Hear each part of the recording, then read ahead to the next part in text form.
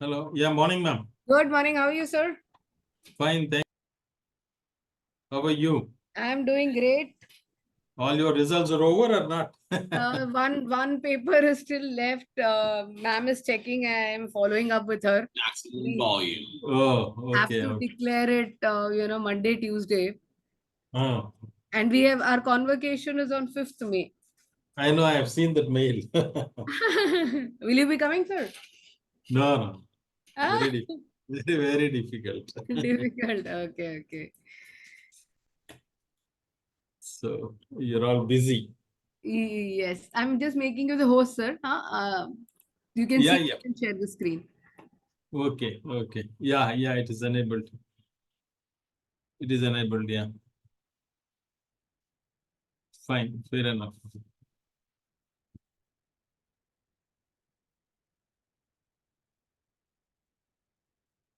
So saw that there's a class at 10 o'clock again today. So I have to close it just on time. Yes, sir. Okay, okay. It's a whole day today up to 7:30 you have classes. Today, yes, is very hectic because Radhakrishnan sir, has to, he'll be traveling, and we just left 3, 4 Sundays now Okay, because assignments will be rolled out by this month end, go up to May, mid May end, then June we have the assessments also. okay, okay. So it's very jam packed. I know, I have seen everything is back to back. I know. Yeah. Yeah, classes are back to back. Convocation is, although it was planned, but finally invitation, everything went yesterday. So like been very, very this till May 5th, May 10th, hectic hoga. I know, I understand. You're all really busy. It's sometimes good to be busy because at least you are moving. But then you also need some time for family and other social engagements. Yeah, because every Sunday goes, and since morning it goes. I know your all Sundays of yours are gone. Yeah, all Sundays are gone. Yeah, yeah. And Correct, correct. weekdays, even if you want to take a break, people will keep calling you. Yeah, I mean that doesn't work actually. It's a misnomer that you can take a break on Uh, weekdays working on a Sunday. It doesn't work. yeah. True. So, but anyway, I think an organization needs this kind of committed people. Otherwise, the organization cannot function. Correct, correct. Okay, sir. I'm moving Yeah. to the other batch. Yeah. Okay. Great. Great. Thank you. Right.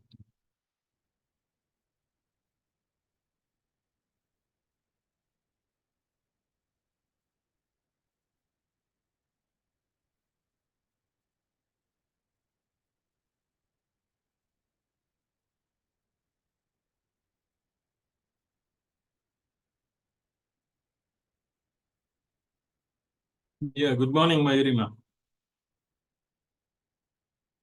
Good morning, sir. How are you? Fine. Thank you. How are you? Good, good. You are the only one right now on the call. I hope others will join soon. Of We'll course, of just have, course. So, yeah, so I think today we have classes right till 7:30 in the night. that's what I was telling her. Classes jam packed. Yeah. And I think with everybody working all through Monday to Friday, I guess Sunday will take a bit easy. But yeah, I will send a message in our WhatsApp group so that people can start Yeah. logging in. Just give me a And minute, sir. Yeah. it's a really demanding task, right? Yeah.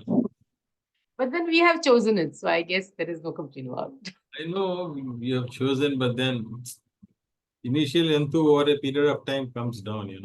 It does, it does. So just give me a minute. Let me WhatsApp in the group so that people just log in. Sure, sure.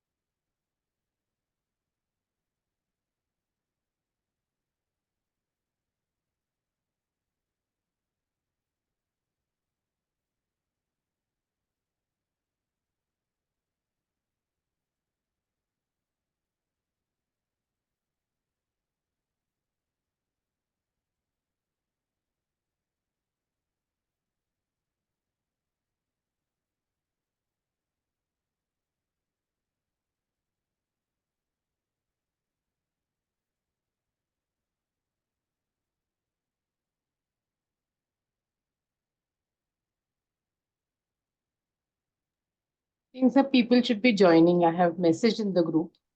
Yeah, I think they're trickling in. So you're based out of Bangalore. Yeah. No, I think 8:30 is a little too early in any case. On a Sunday morning, Yeah. people would like to wake up a little leisurely and get into this kind of thing. Ideally, we should start at 10. Yeah. So that, No, so typically, certain last semester we used to start at 10 only. yes. But I think this time, because we have electives and there is like sometimes the classes do overlap, like research and talent, they go hand in hand at 2 in the afternoon always. Or sometimes we have this paper and research going hand in hand in the morning. So somewhere there has to be some bit of adjustment, because otherwise we can't have all the sessions. I agree with you. But it is commendable, all of you while working, you're able to go through this course and all is excellent. Thank you so much. I guess it's a bit stretch, but as I was saying that we have volunteered for it. Might as well get it done. In a manner of speaking, you're all lucky. You all have this support system. When I did this diploma way back in 2010, I didn't have any such, opportunity to attend classes and all that. Yeah. Own preparation and going and giving. Correct. And you also have the online exam. You have to go and sit in the hall and write 3 hours continuously. But I think so somewhere that also pushed people to study well. Here there is online, so there's a lot of reluctance in okay, how do I do it? And you're still writing. I mean, even if it's online, you're on camera and you're writing it physically. I know. Yeah, but going and writing in the exam hall for 3 hours at that time, for about 20 years or so.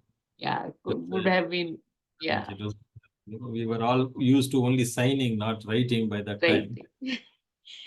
Correct. But I think now it's worse. So we all only used to typing. So now writing is again a problem. I know. I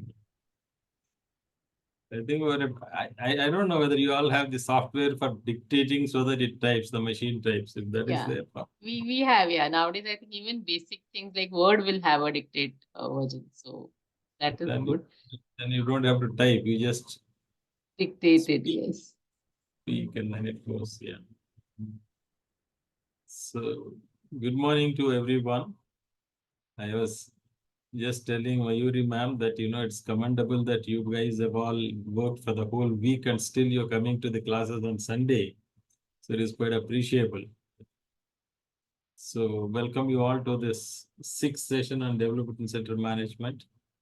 And today is a very important session, so to say, because we are transiting from the technical and leadership competencies which are essential for any assessment or development center purpose, and then moving to actually what a development center is and what an assessment center is.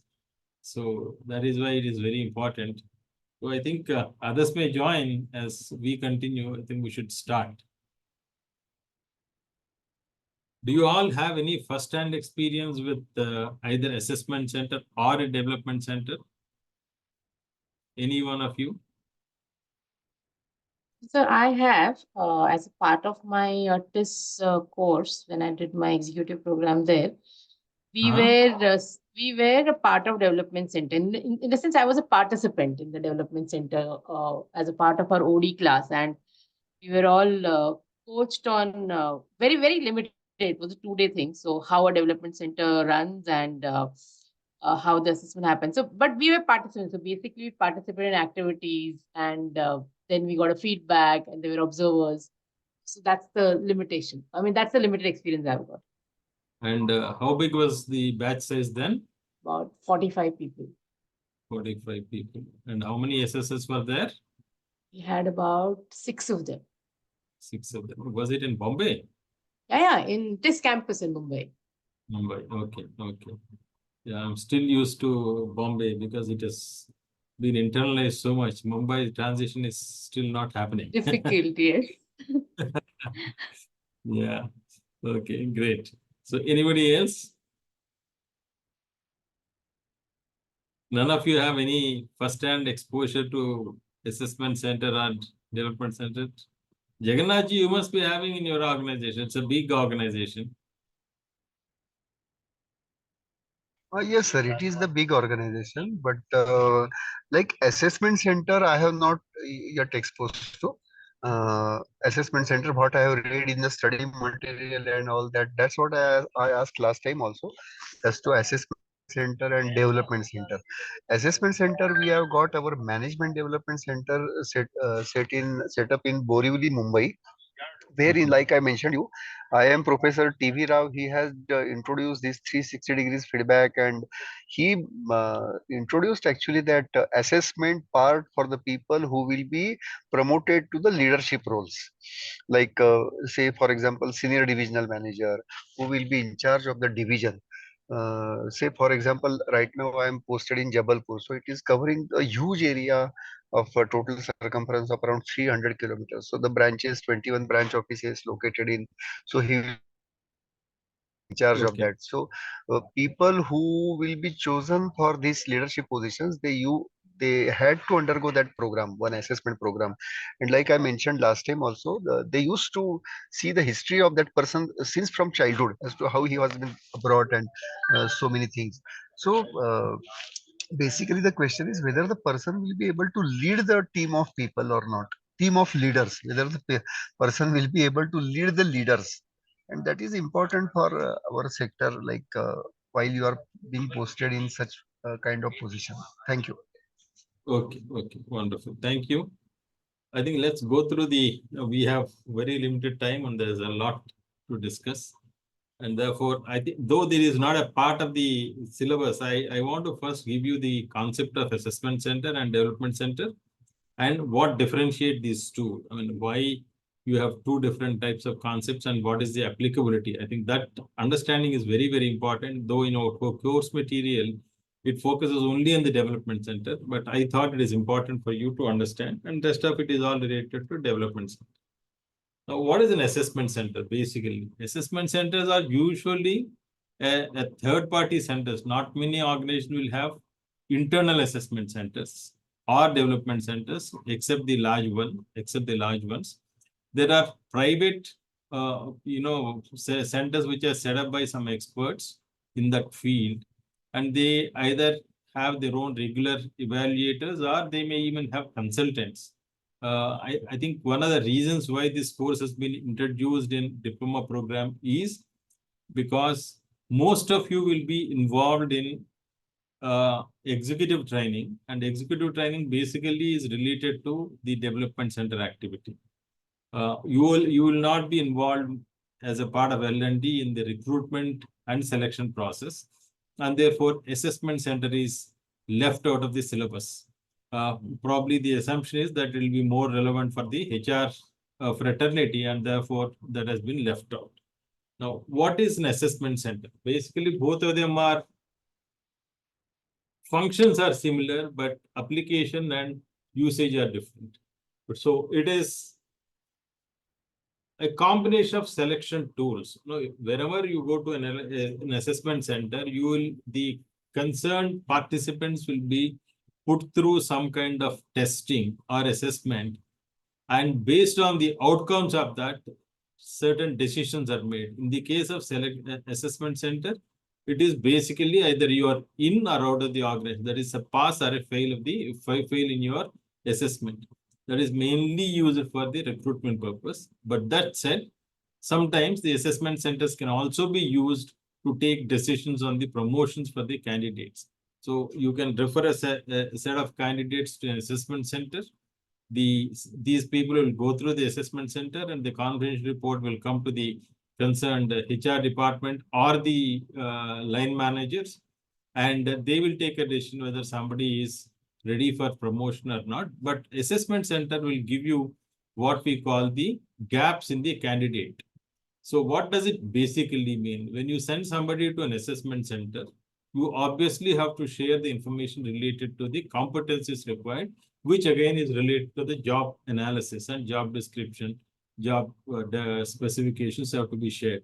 So the concerned assessment center should first know what are the competencies that are required for the job, if it is recruitment, or for the job, if you are considering some people for promotion. So the concerned center will make an assessment using multiple tools and multiple assessors on where this person stands in terms of the existing competencies versus the desired or the required competencies, and make an assessment of the gap. And if the gap is not much, the organization can take a decision to either recruit or promote a person. If the gap is considerable, you will not recruit, and then it is a failed situation for the candidate or reject situation for the candidate, and it is a promotion. Probably you will identify since you have identified the gaps and you want to give a career path for the individual, you can use the data of assessment center for referring the candidate to a development center for closing the gap in the competencies, so that in the coming future, maybe a year or two later, the concerned person can probably be able to be ready for the next level of promotion. So what are those things that you will make an assessment in the assessment center? All those qualities that you require for taking a new management trainee or an engineer trainee in an organization, such as how creative you are, or whether you've got the ability to solve problems, how good are you at your communication skills, decision making skills, leadership skills, and all. So these are all the common things that need to be assessed for any job, and therefore those are all assessed. Now, how will you do it? How will you do it is you will use multiple tools. Typically, any assessment center or development center has to depend on multiple tools, multiple assessors, and the same competency being tested on multiple tools, because you want to reconfirm, you want to be sure that the competency is there with the person who is being considered for a particular post. So the focus of assessment center is primarily individual, whereas the development center is related to much more than that. We will come to that, right? So it also requires your assessment center should have trained people, both who are trying to observe the behaviors of the persons and come to some kind of conclusion about the person's behavior, and also the other skills and the cognitive skills, etc., that the person has. Now, what kind of selection methods do you use? Selection methods do not significantly differ between this assessment center and development center. They can use work samples, simulations, interviews, and psychometric tests. Now, psychometric tests are commonly used for certain purposes, and interviews are 100%. They are used by and large. That is the most common way of doing it.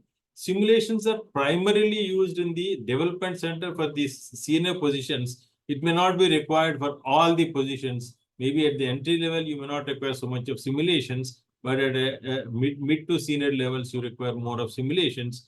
And work samples, again, depends on the nature of the job that you're looking at. But both the development centers and assessment centers use those techniques. Now, what does it mean? What do the work samples include? I'm sure all of you know what are the in-basket or inter activities, then role plays, analytical and report writing activities, group discussions, and any group activities. All these things are basically conducted with a view to make observations about the candidate's competencies, so that his fitness into the organization is assessed, and you will only take those who are fit to be in that position. What are those? If you want to do this, obviously there must be some basics in place in the assessment center. We will next discuss about the development center. Now, you have to have standardized methods, because you're comparing people from one person to the other person to make decisions by the organizations, which are basically commercial in nature, and they are taking them for success on the job. So unless you have some kind of standardized methods, it becomes difficult to compare. And these methods have to be obviously very fair, and they have to be consistent, right? And then you need to do it with multiple people, because you will get multiple perspectives and you can cross-check one perspective to the other so that you don't miss out on anything, and then you are sure that whatever the decision that you're taking is a sort of foolproof. And you must also use multiple methods, because in one method, you may not be able to capture the profile of all the competencies of a person and the consistency of those competencies in multiple situations. Therefore, you must also use multiple methods. And feedback is an essential component. I mean, at the end of the assessment, I think the candidate rightly deserves. In the case of recruitment, you may not be able to share the report with the concerned person, because it's supposed to be within the organization. You fund this the assessment center cost, and you keep it for your records. You may not be able to give it to the concerned person, but it all depends. If you want to still share it with the person and for his benefit, you may not recruit somebody, but you may still give it to the person. That all depends on your policy of the organization. But then once you share it, people will get into some argumentative mode. Therefore, some organizations do not prefer sharing it.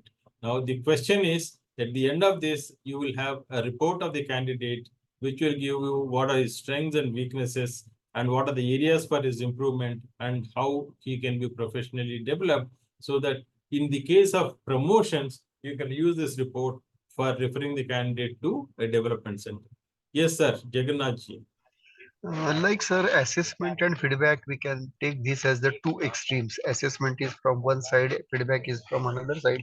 How open the candidates or even the assessors are about receiving those feedback and assessment. So though I think the whole success depends on that. So what has been your experience regarding this? Whether the participants are ready or open to accept the assessment by multiple assessors like mentioned in this slide, at the same time whether the assessors are in a position to accept the feedback whatever the participants are giving to them, and how this journey takes us to the thorough development. Thank you. Okay, that's a good question. See, the whole issue is about the credibility of the assessment process, how you are perceived to be unbiased, objective, and absolutely fair. If I consider that whatever the processes you are putting me through is following these basic principles, then the concerned person will at least believe that I'm going to get a decent feedback. Number one. Number two, I think that in the entire feedback, there are 2-3 important things. How the feedback is provided is more important than the feedback itself.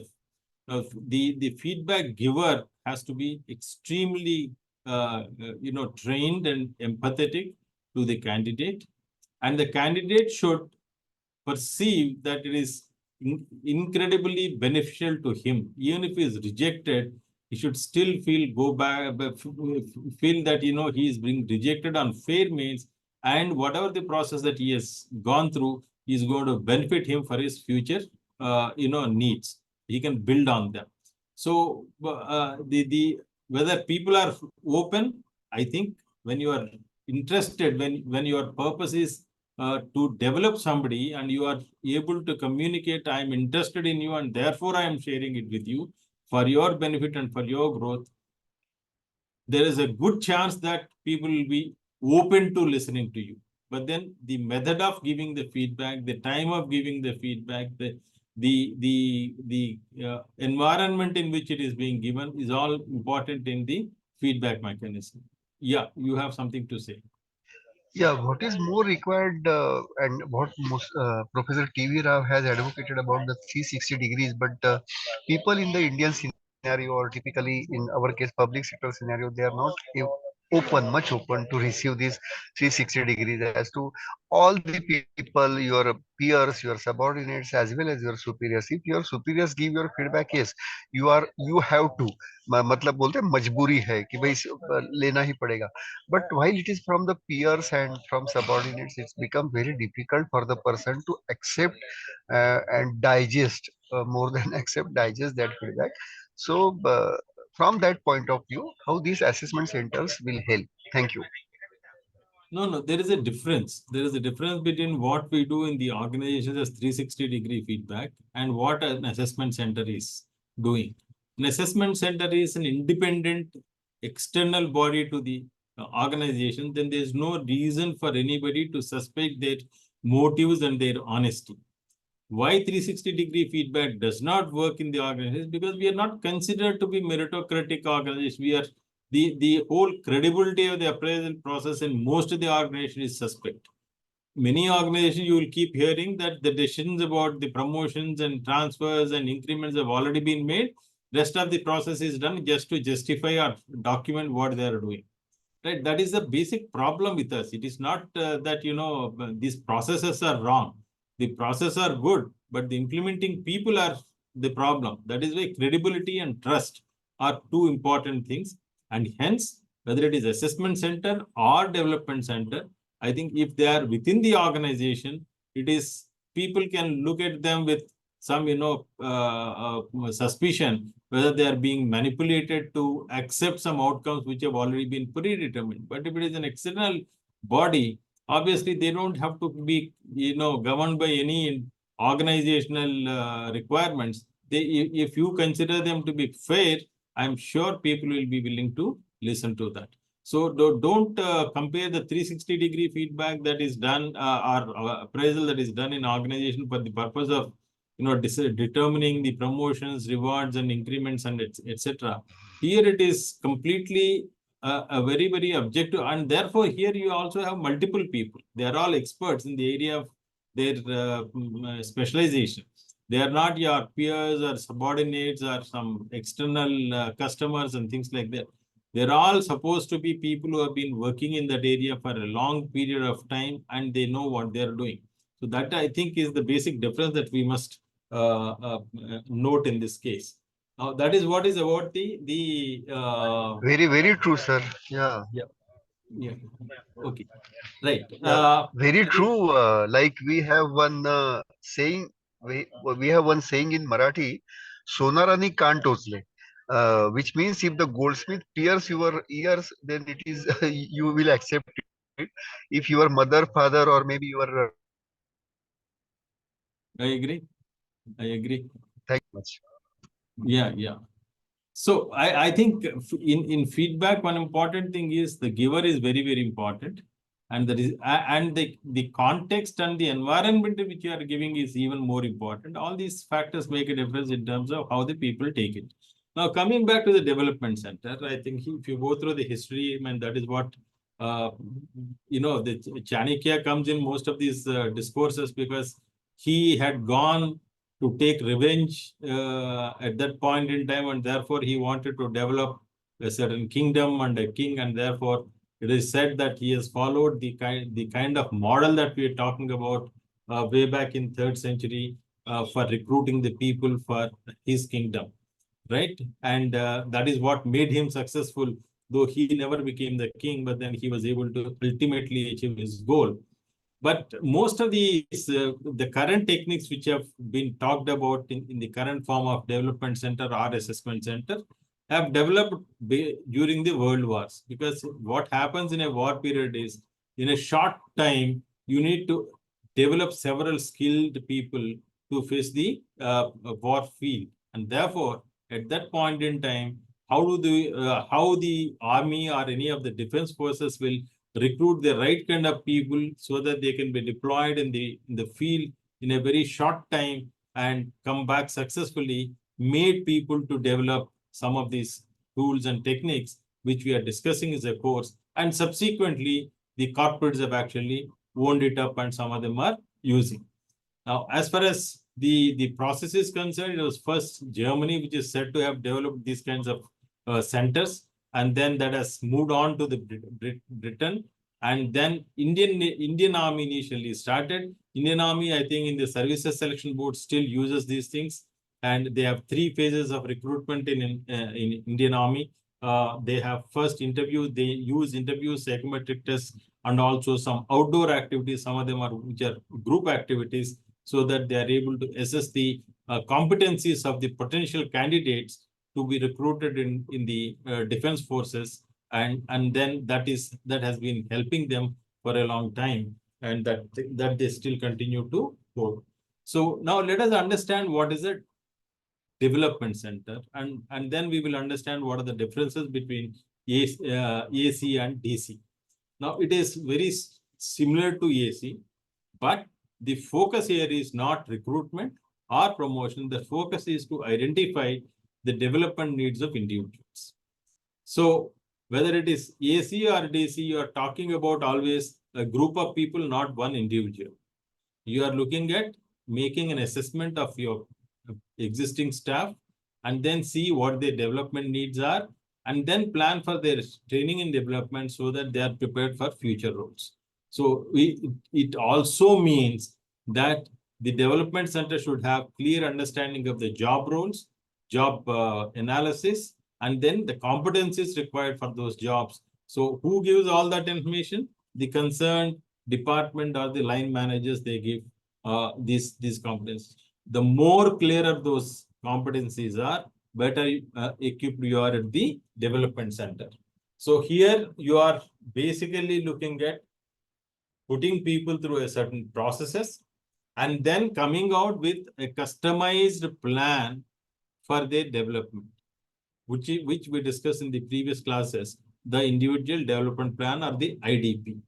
Now, who has to take the responsibility? In the case of assessment center, because you are taking either a new person into your organization or you are considering somebody for a promotion, the responsibility largely lies on the organization. Whereas in the development center activities, though the processes are conducted by the development center staff or the people involved in that, the experts involved in the DC, but the plan is made for the individual, and therefore individual has to assume higher responsibility as far as the development process is concerned, right? And in terms of the exercise, more or less it is the same, except that you will use more simulations. You know, if you want to identify somebody for a leadership role, you will have to obviously, you know, give some case study and ask them to perform as if he is performing that particular role of a leader, right? And that gives you a clear idea of what these competencies are. You know, I'm sure you would have read in the succession planning. Obviously, you know, you will not consider only one person for a successor for a particular role. So you would have probably 5 or 6 people, and these 5 or 6 people will go through, let us say, a development center process. In the process, they will go through several projects, several assessment criteria, and the confidential reports come, and you will make who is the best out of these 5 so that that person can be considered to be a successor. So that is the kind of work that is done. And therefore, by definition, assessment center happens faster because you have to take a decision about either in or out, pass or fail. Whereas in development center, you are not failing anybody. You are walking the talk, you are training the people, you are making them lifelong learners, you are preparing for them for a longer role in the organization. Therefore, the kind of time and investment that you are making in the development center and the people who are going through the development center processes is much higher than what it is in the assessment center. In both, in all these, as I said earlier, we will definitely use some psychometric tools which are well tested, but then they have to be used by the trained, certified behavioral scientists or the people who are capable of doing it. Not everybody should use it, and then interviews are a part of it. Now, the key features of a development center, you should know what you're measuring at the individual competencies, and different people will give multiple lessons will give multiple perspectives. From that, you should be able to make a meaning and say this is the development need of an individual.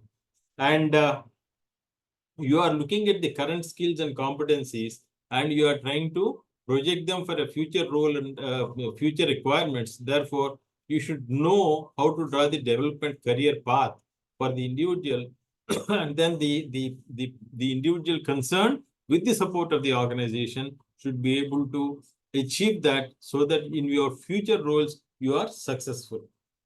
I think, as some of you have said, that feedback and coaching is very important, and the feedback, as long as it is focused on the competencies, not on the person per se, and you are able to demonstrate that you are interested in the individual for their growth, I'm sure feedback will be positively taken and people will definitely improve their performance. Then individual IDPs have to be drawn and they have to be reviewed and periodically, and necessary support has to be given to ensure that the individual goes through those prescriptions made during the development center processes, and the individual concerned has to believe that it is important for him to have ongoing learning process for growing in the organization. Now, there are some misconceptions about, in many organizations, I know we just want to show that we are complying without following in word and spirit. I think that the spirit part of it is important, but in most organizations, we just do it for the purpose of showing it rather than implementing it in real spirit. So some of the misconceptions about development centers are: a set of instruments with 1 or 2 psychometric tests is not a development center. So that is what I think, differentiates between a credible development center versus a development center which is for the namesake. So it has to be thoroughly designed. The experts have to be involved. They must understand the roles, responsibilities, and what are the kinds of competencies required, which means they should be backed by the job design requirements or job analysis data. And then they have to customize for each job role the test exercises, simulations, or the interview questions, whatever is required, so that the outcome is useful to both individual as well as the organization. So set of interviews the development center for the sake of it. I think most of the interviews, let me tell you honestly, they're all stereotyped. We really do not have many people go and participate in the interviews because they are required to participate, and not that they have been trained to interview people for certain roles. So that again has to be well designed and integrated into the requirement of the organization. Psychometric tests, there are some psychometric these days with the internet age. Most of these things are some form or the other, they are available. Either they are fully tested or there are partial of some tested psychometric tests. We think that we can simply download and use, because if you want to do a proper testing method, it costs you money per head. It costs you so much. You'll have to pay the charges for that, and organizations do not want to pay, and they want to economize on that, and therefore they try to show as if they are doing, which is in reality it is not. Yes, sir. Jagannath. Now related to psychometric, now people have come up with the psychogeometric. Sir, can you have any throw some light on it? Psychogeometric. Today morning only I read about this or heard about this psychogeometric as to the person's personality type and whether that person will be able to communicate and connect to other people. Same with the psychometric, psychogeometric. If you can. Okay, Thank you. I'm not aware of this, but if you're talking about the Okay. personality types, the Yeah. personality types, the Yes, sir. personality type tests are all well developed. But again, as I said, see, anything that is well developed, it is all private property of some organization or some scientist, and they will all only license. But what happens in our organizations is, since the organizations do not want to invest money, they will try to manage with what is available in the public domain, and sometimes they are not even implemented by the experts in that field. That is not a genuine development, sir. That is all I wanted to share with you. Right? Okay, sir. Thank you. So if I may add, if it's okay. Yeah. So just to answer Jagannath's questions, this psychogeometric is basically a new type of a test. When I say new test, a variation to the various psychometric tests that you just referred to, sir. And they look at 5 shapes and they try and basically match your behavior with that shape. It's just a new battery of tests. I mean, I don't think they are going to be doing anything different. I think what they're doing is they match the shape with the traits of that shape, like a circle, a triangle, a rectangle, a square. and then they actually match your traits with that shape. So that's No, the then it beginning is and only a sort of presentation, ma'am. I think it yes, is the yes, basic five tests are it remains the same. yeah, Except that maybe the presentation somebody has improved using it using some IT tools. correct. But the point I'm trying to make is many times you keep hearing that we do this test and that test, but are you doing it the way it has to be done is the basic question, and many often we find that this is not done in the right way.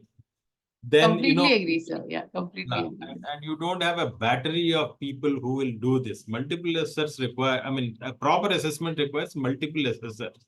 And then again, cost is the criteria. In most of the organizations, the first thing is how much does it cost?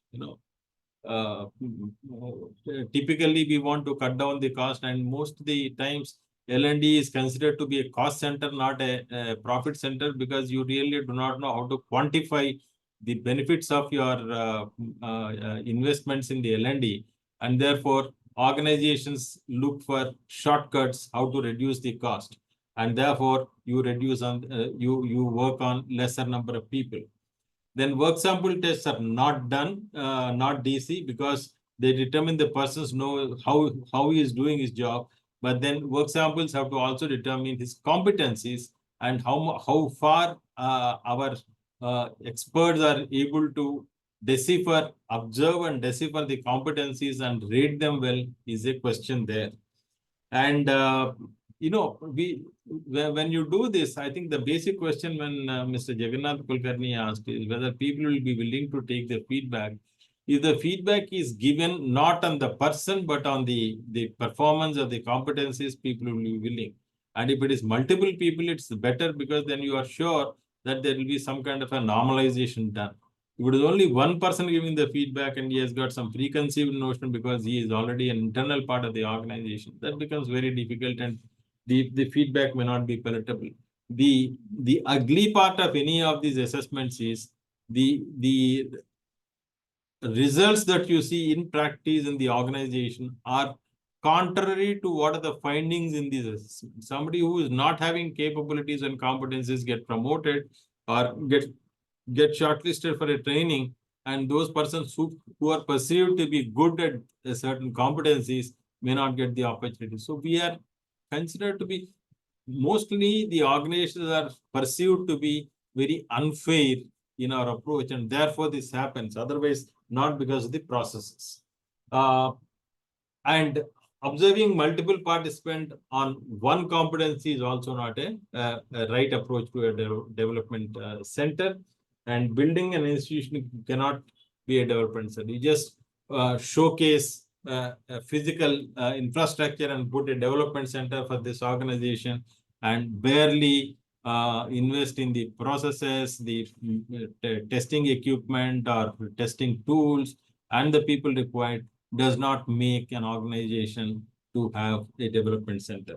So, in a sense, actually, the development center has the highest validation in measuring human competencies if designed well. The word is designed. No, you have to have proper people with proper investments, only then it works. Otherwise, the whole concept of development center or an assessment center may not work. Even if you are hiring some assessment center externally, and since anyway, hiring means you have a contract and you can call shots. And if somebody at the senior level says that, okay, so and so candidate has to be selected, therefore you manipulate the scores, then that doesn't work. You may think that you can dictate terms, but then if they don't listen to you, they will lose the business. And if they listen to you, the process is defeated, the purpose is defeated. So these are all the practical considerations in the organizations. Now, let us understand what are those differences between assessment and development center. This is not there in the textbook. I have created this table with by referring to several material. So I'll just keep it here for a while. You read it, and then if you have any question, please ask me. I think it is very important to understand these two, the differences between these two.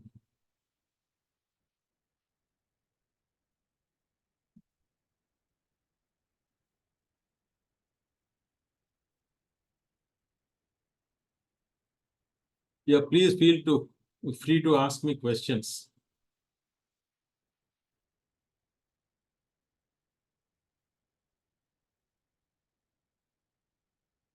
Or if you want to add something more to it also, I'll be very happy.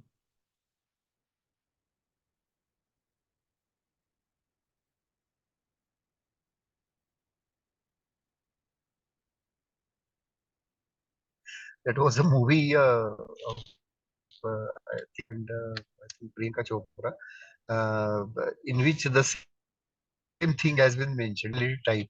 So what we are thinking on whether the person is compatible or not. The same way whether the employee is compatible or not with the organization. So that is all process of assessment center. I suppose it is there.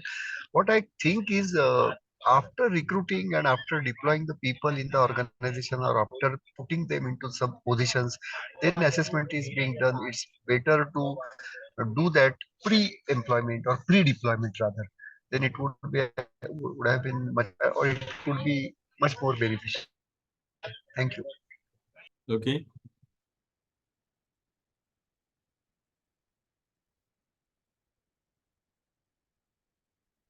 Anybody else? Anything? Any question?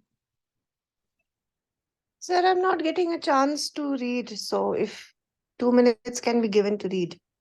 Thank you. You're not able to see the screen.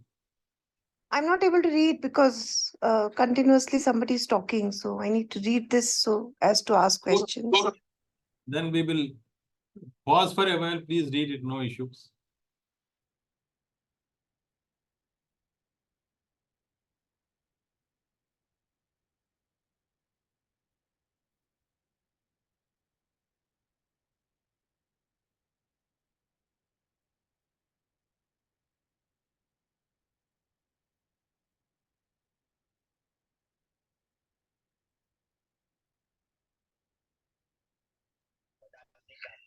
So, sir, I think that both are the complementary to each other. What assessment center finds, the development center tries to fill it.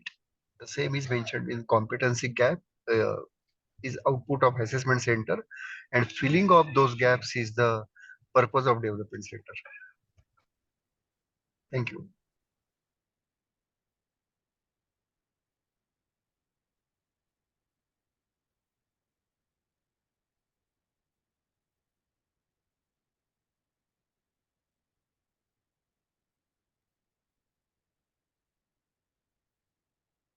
Yeah. PIG, are you able to read? Yes, sir. Okay. Now, I think what the point that Mr. Jagannath Kulkarni said, both are complementary. It's really not so. Really not so. Development centers, not every assessment center is a development center and not every development center is an assessment center. The purpose of each one is different. It is just that organizations sometimes use the output of assessment for development of a person for promotions.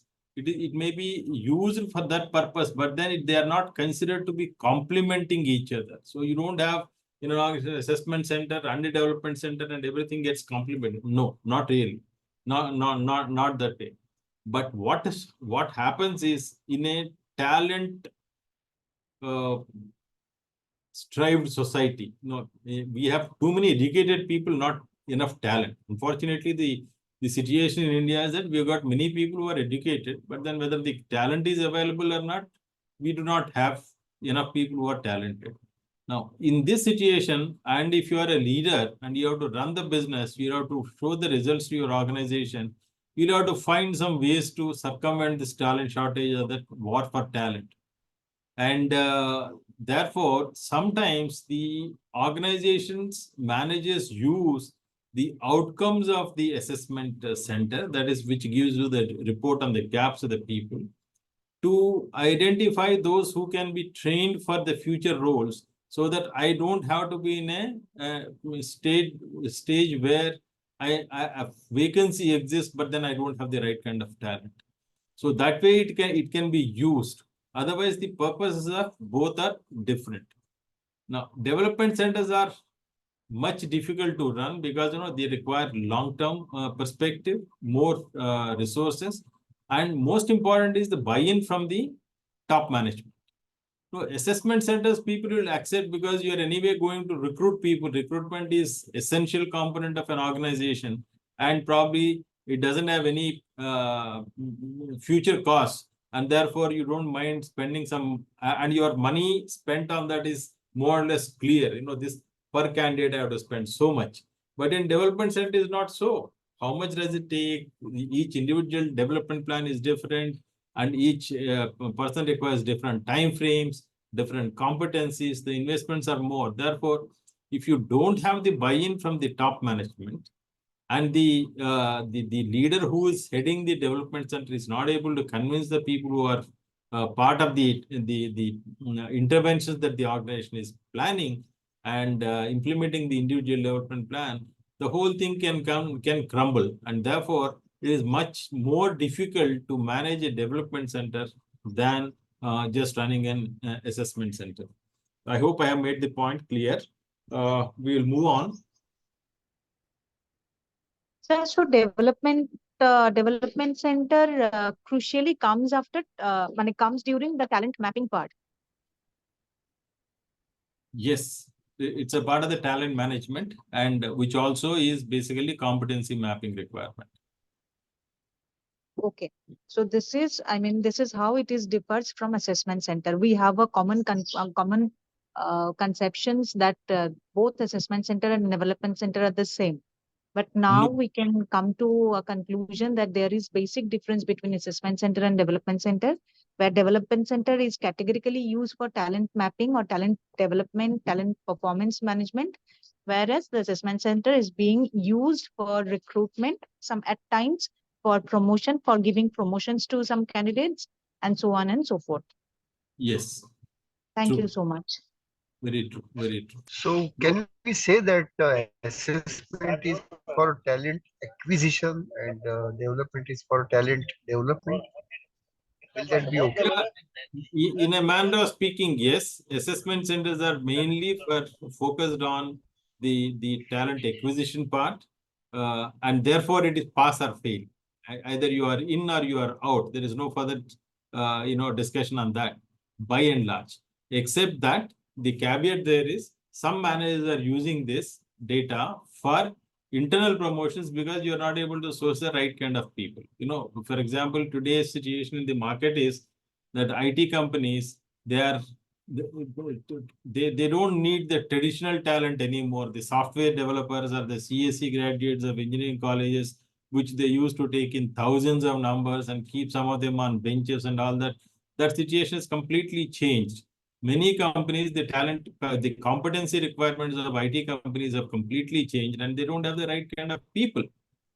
So engineering college, if you ask me, many engineering colleges really do not even know what kind of a talent is required by these IT companies. So they have been producing the same BTech CSE graduates, and the consequence is including the IITs, you have about 30-35% not placed graduates in the current year.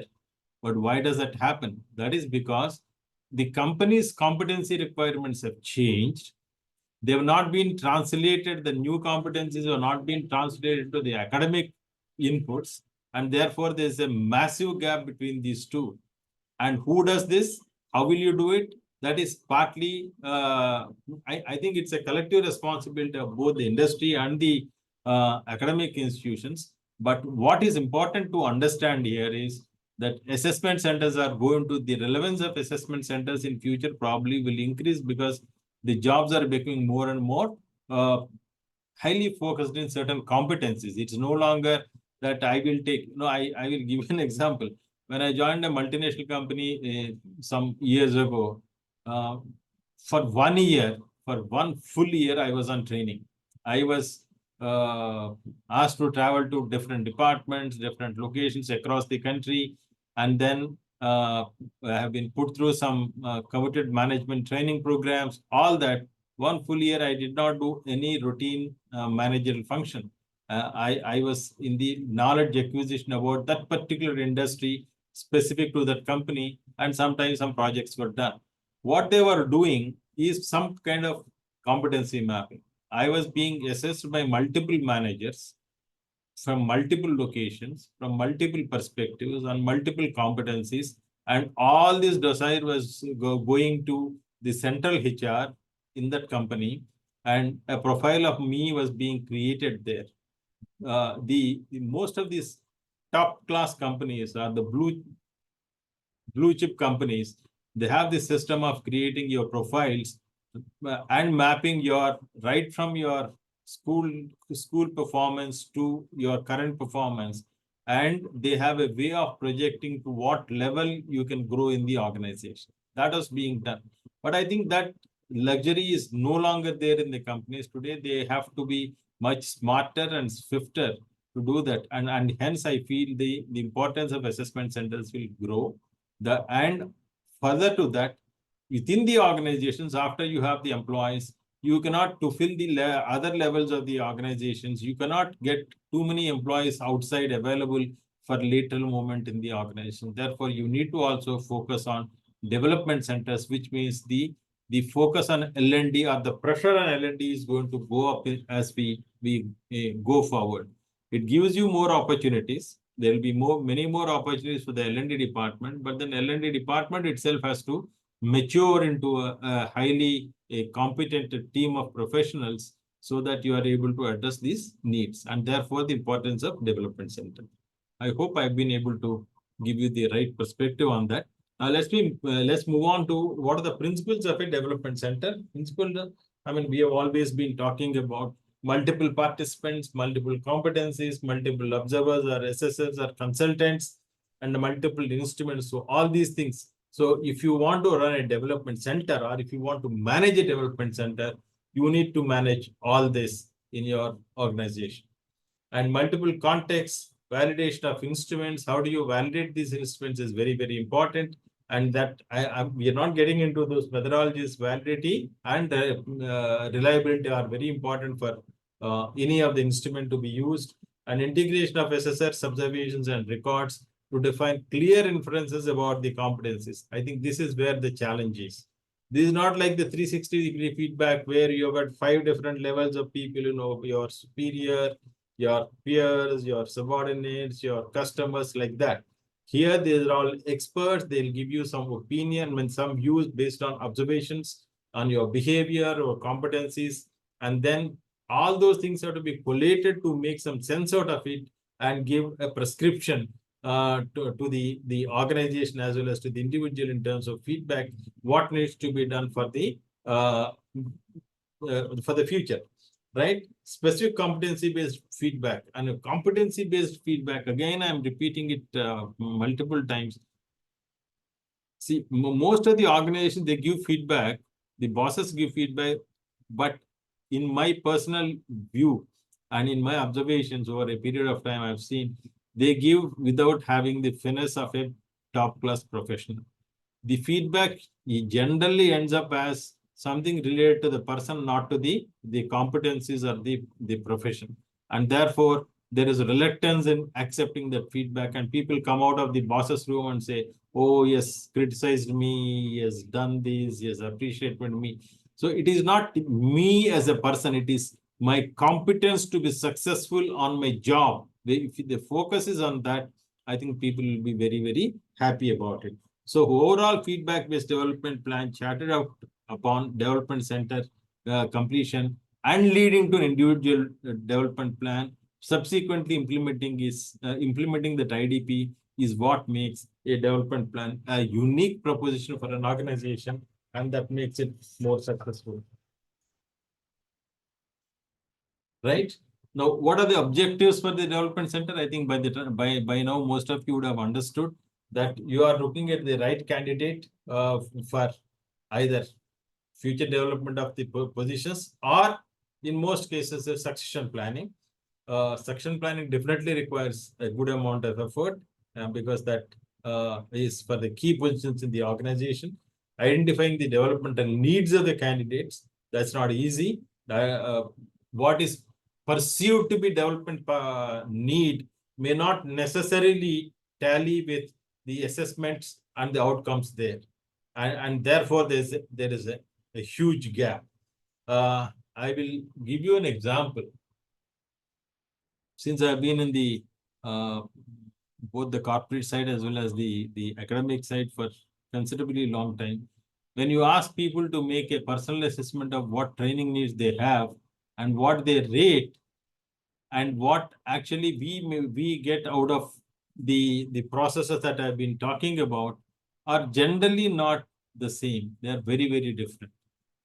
And one of the common the big difference is the communication skills, stress management, time management. Everybody thinks that he is or she is great about these things, but in reality, they are not really great. And it is very difficult for somebody at a mid-level manager. You ask him to go for a training program on soft skills or a communication skills training program, he will feel very reluctant. He thinks that I'm already up there. Why should I go? In fact, in one infrastructure company in Hyderabad, they engaged me for some such task.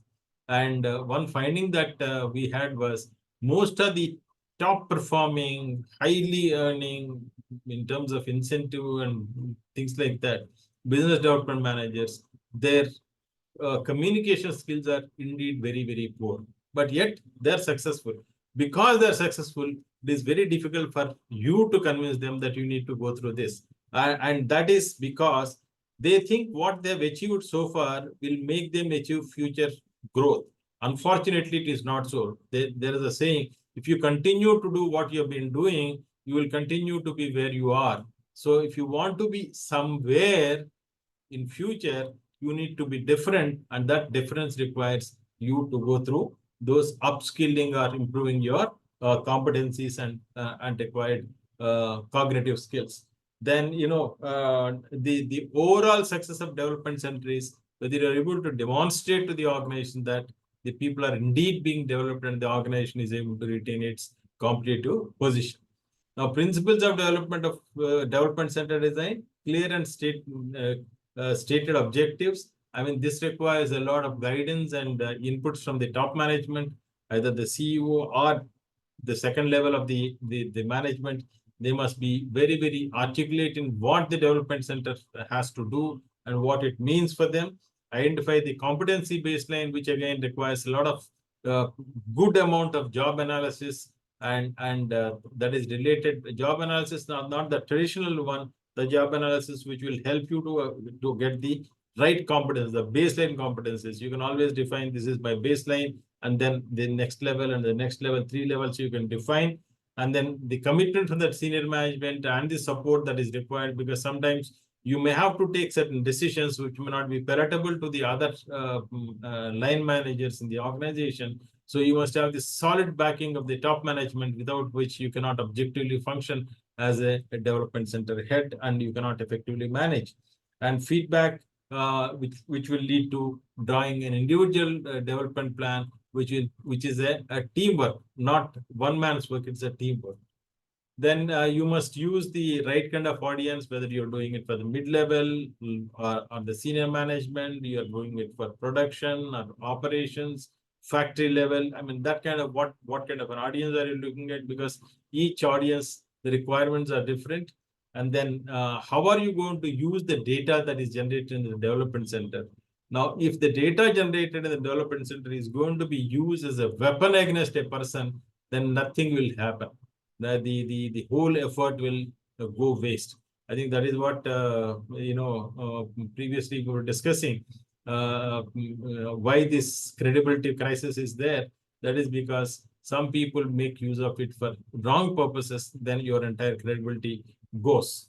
Then defining the competency is not easy, and you have to have the expertise for defining these competencies. Only people with considerable amount of experience and having the eye for determining those competencies can do it. And whatever the competencies you are defining should be observable. Don't write something in abstract, because you may not be the person who actually will implement these development center processes. Therefore, anybody using those processes in the organization should be able to understand those things, and that is not an easy task.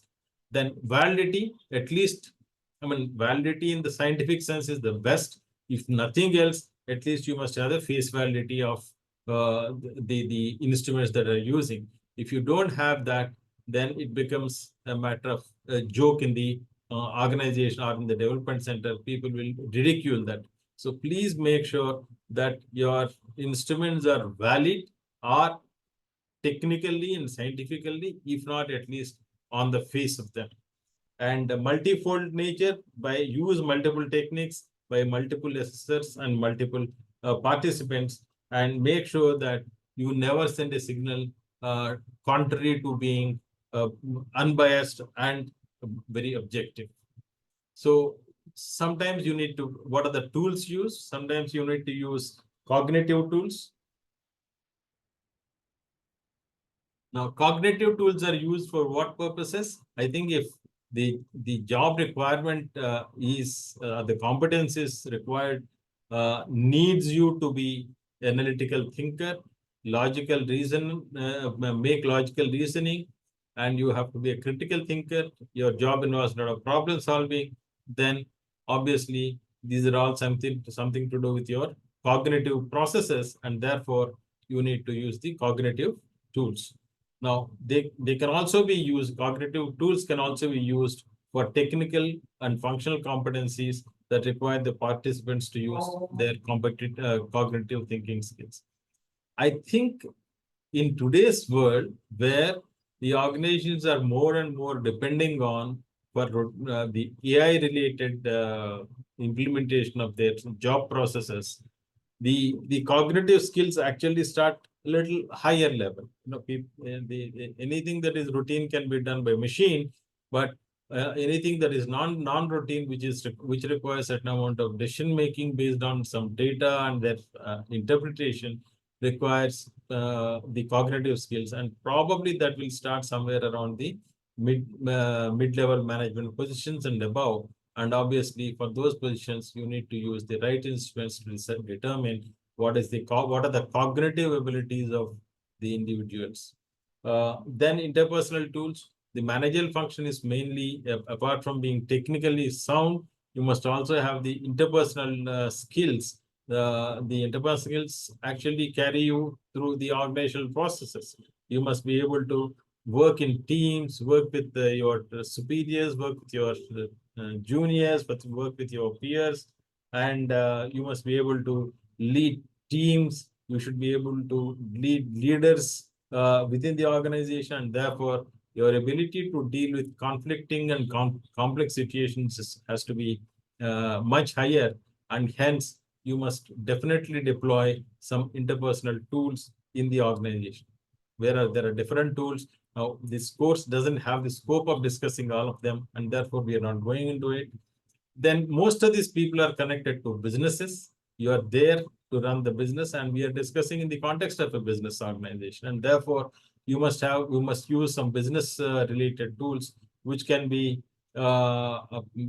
pretty complex to design, because you're not talking about one size does not fit all. For each industry, for each company, these requirements could differ, and therefore you must create some kind of simulations so that you are able to administer them appropriately and make some meaningful conclusions out of it.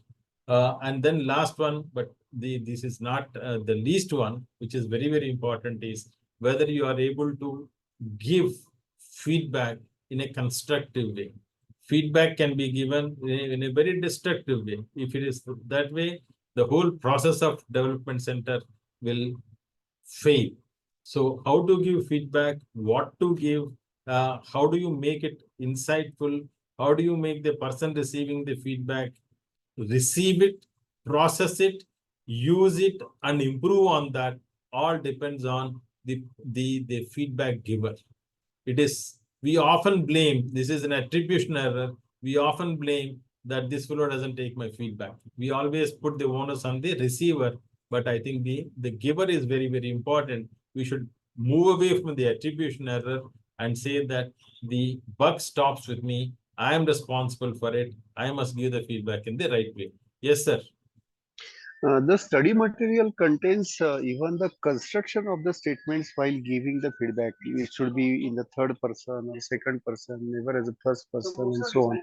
How does that affect the content or the message of the feedback? Thank you. I think those things, it all depends on several factors. You know, the one, as I mentioned to you, the feedback giver. Suppose your immediate superior gives you some feedback, you may not immediately accept it or receive it. But the same thing comes from, let us say, 2 levels above. Some vice president gives you a feedback or a CEO gives you a feedback. The acceptability is much higher. Can you tell me why? Uh, typically, I consider it as the majburi hai. You have to accept. You can't argue. That may be the one reason. Not always, but most of the times. Another thing is that we consider them as the authentic people to give feedback, or maybe more experienced or more experts in giving the feedback. Maybe. I don't know.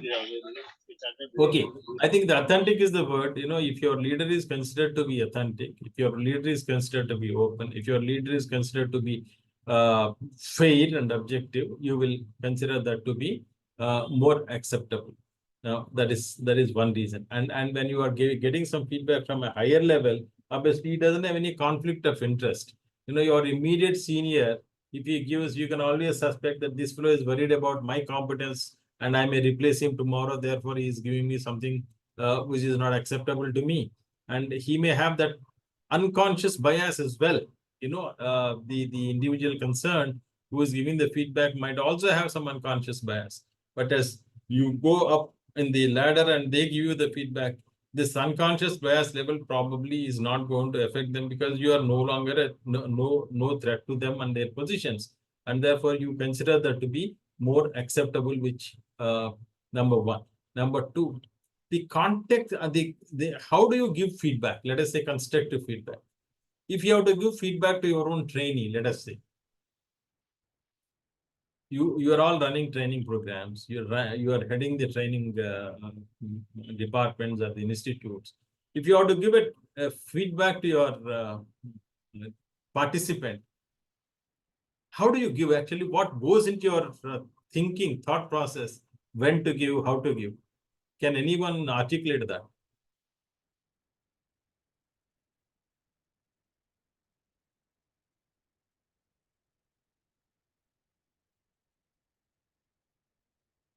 You give the feedback just like that, or you have to plan for it? And then if you have to plan for it, how do you plan? No, sir. I think while giving the feedback, the person giving the feedback should also put as to what is actually expected out of it. Say, for example, any behavior which is not acceptable, then what is the acceptable level in the given scenario? That would be, I think, would be more constructive feedback, I suppose. Okay, anybody else? Please share your thoughts on that. This is very important. If you're dealing with development center management, I think you need to be very clear about this. Because ultimately the purpose of giving feedback is to procure the improvement in that person's behavior or in the trait or in the outcome of his whatever. Thank you. True, that is, yes. But then One thing I can mention that feedback should be given in a planned way. It should not come as a haphazard things in between any session. Like for training session also, it should come at the end of the training session when pre and post assessment is being done, when we have something or the other in our hand about the candidate, so that we can give them the feedback in a proper way. It should not come haphazardly in between training session or in between any break. It should have a proper timing. It should be done in a planned way. very right, very right. Okay. Anybody else?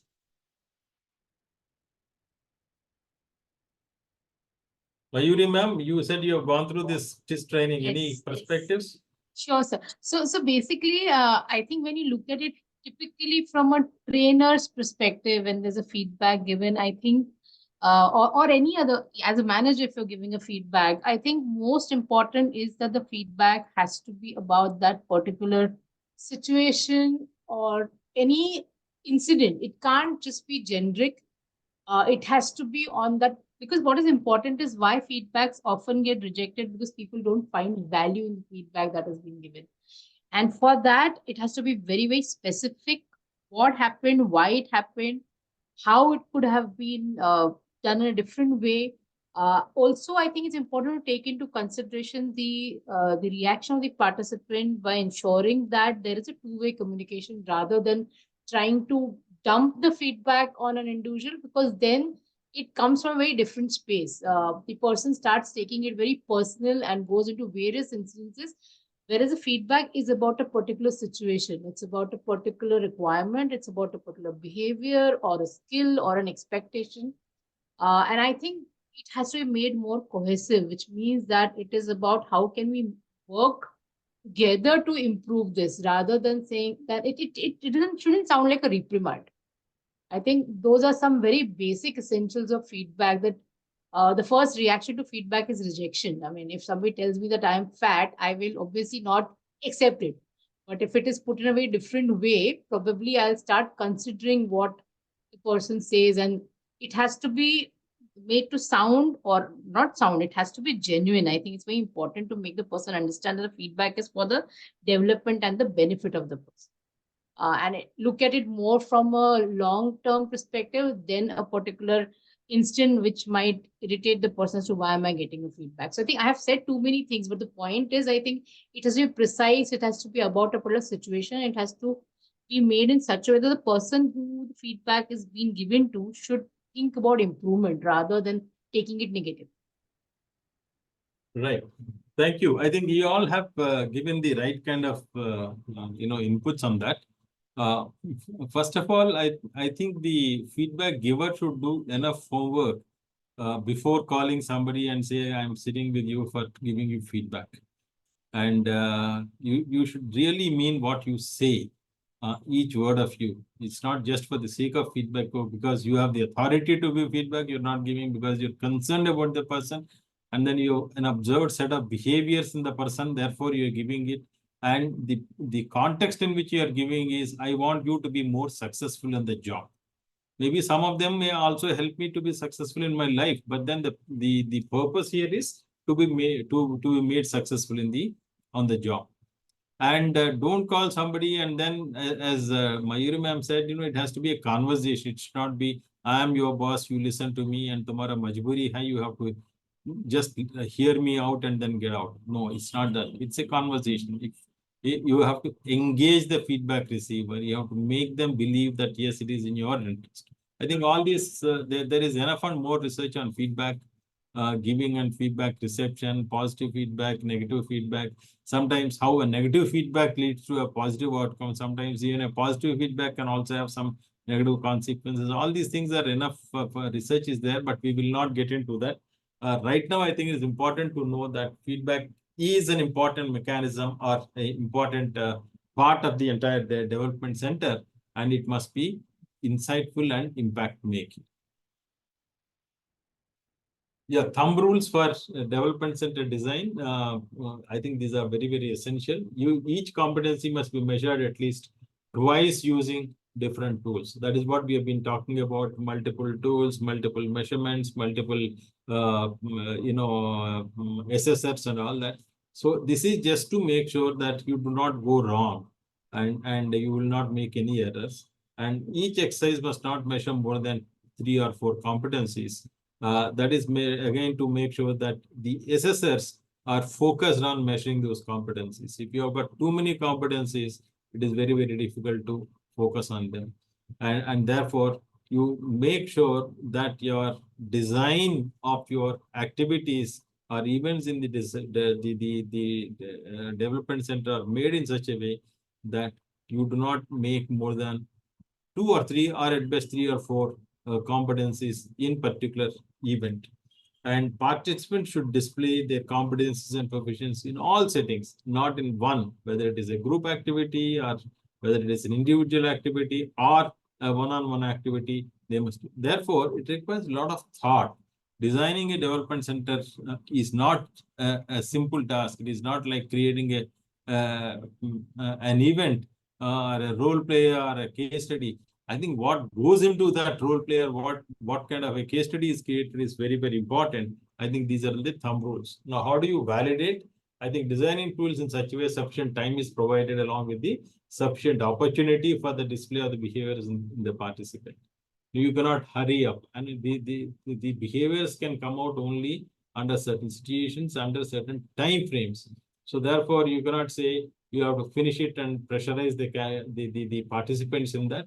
And each tool provides an equal opportunity for all the participants. I think that is very important. You know, if you are conducting let us say an activity related to case study, and the participants come from different industries, and the case study is of a specific industry related to some part of the participants, obviously it may have some advantage to them. So even selection of a case study, selection of an activity, selection of a role play has to be done very, very carefully. It should not lead to advantage to some and disadvantage to the others because they do not have prior knowledge or experience in that. It is always better to have something neutral to everyone so that the real competencies can come out of them.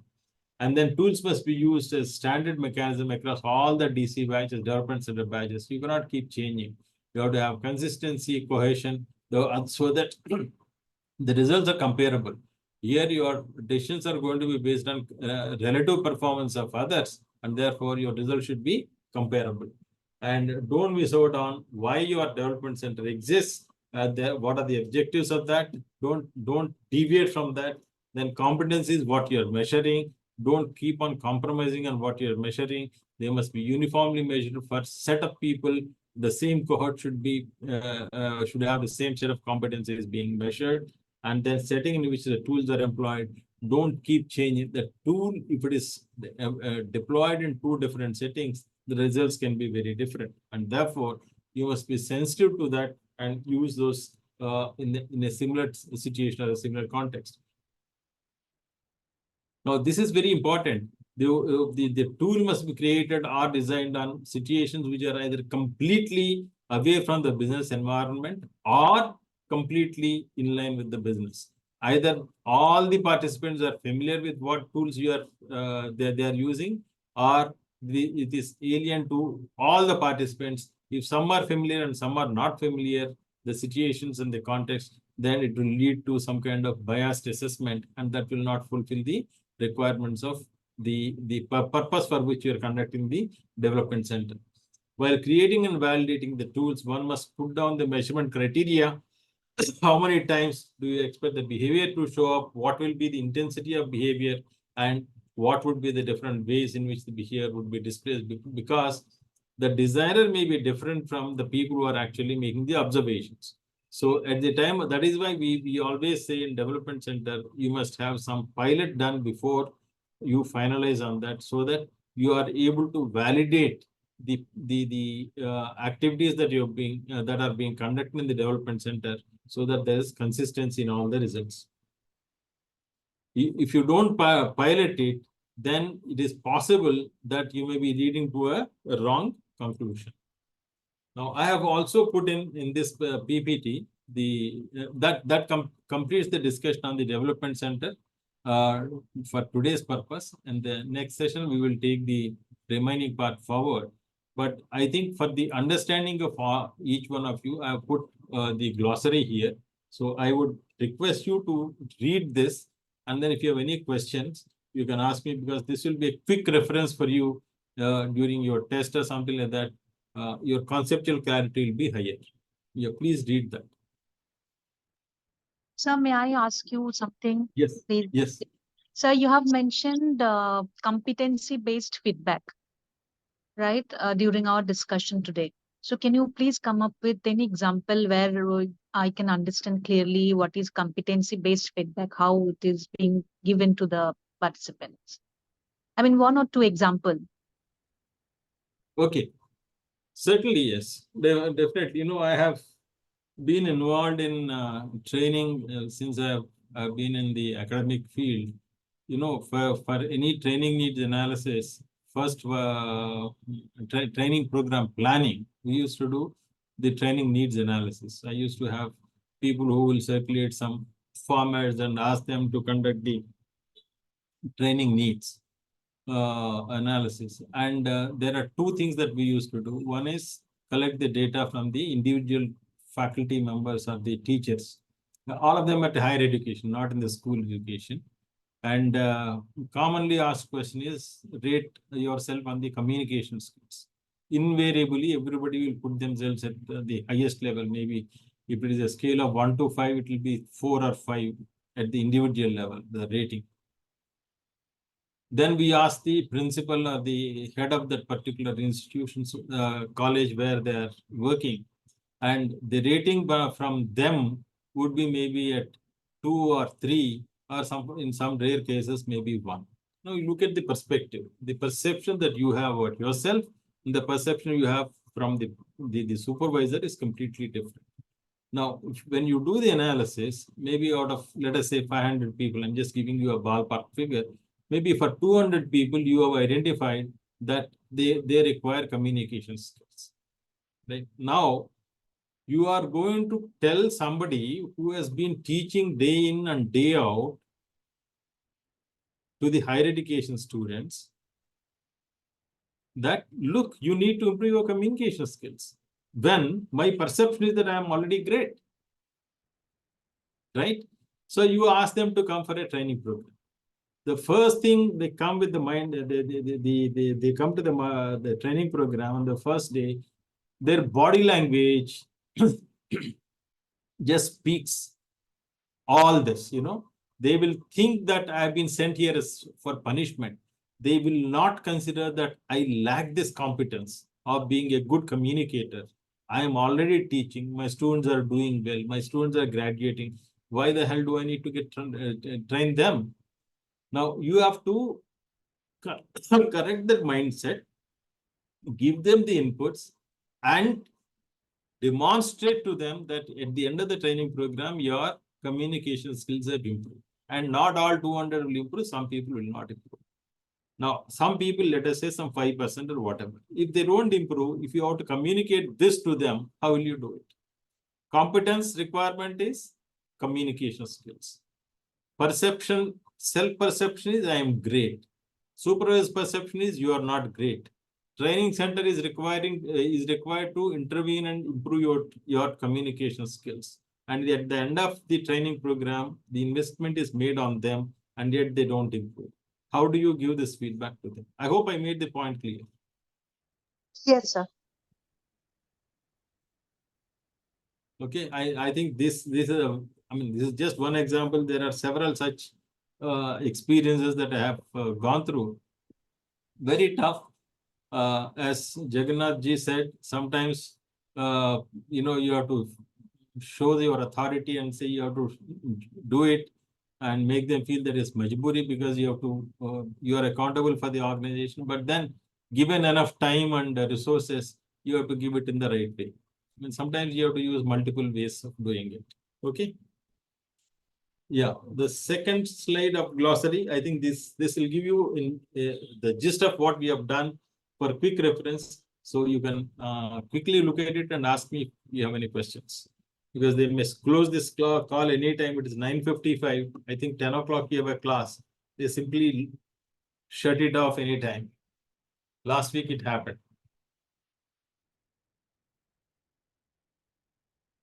Yeah, any other questions from anybody else? Are you conceptually clear what is an assessment center? What is a development center? What goes into designing a development center? What processes happen in a development center? Are you clear about it? Yes, sir. Yes, Madam? sir. Yeah, okay. Yes, sir. Yeah, thank you. And anybody else?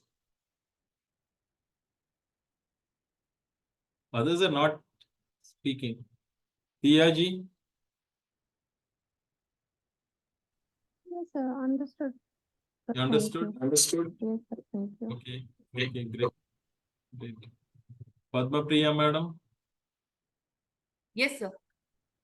clear? Yes, sir. Clear. Asta, madam. Dilip Kumar Rai ji.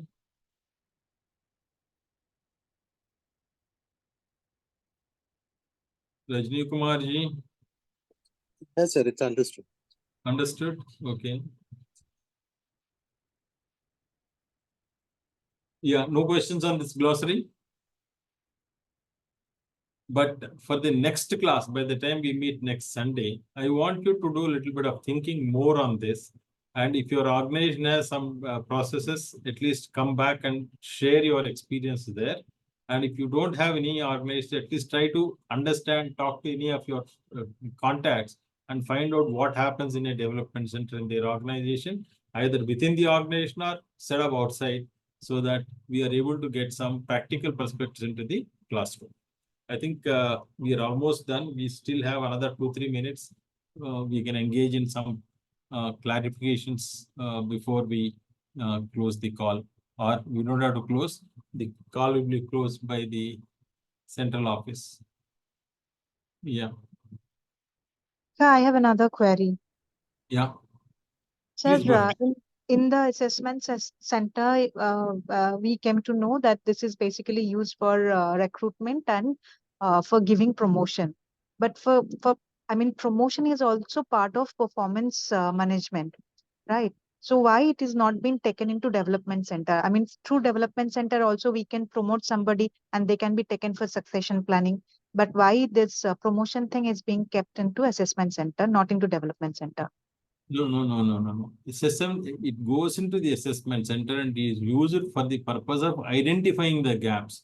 See, development center makes basically development plan, but it doesn't give you an assessment and say, okay, these are all the gaps I'm giving you. I mean, the people are using, because of expediency for the talent requirement, people are using assessment centers because the cost is pretty clear and it is done by somebody and they give you an output.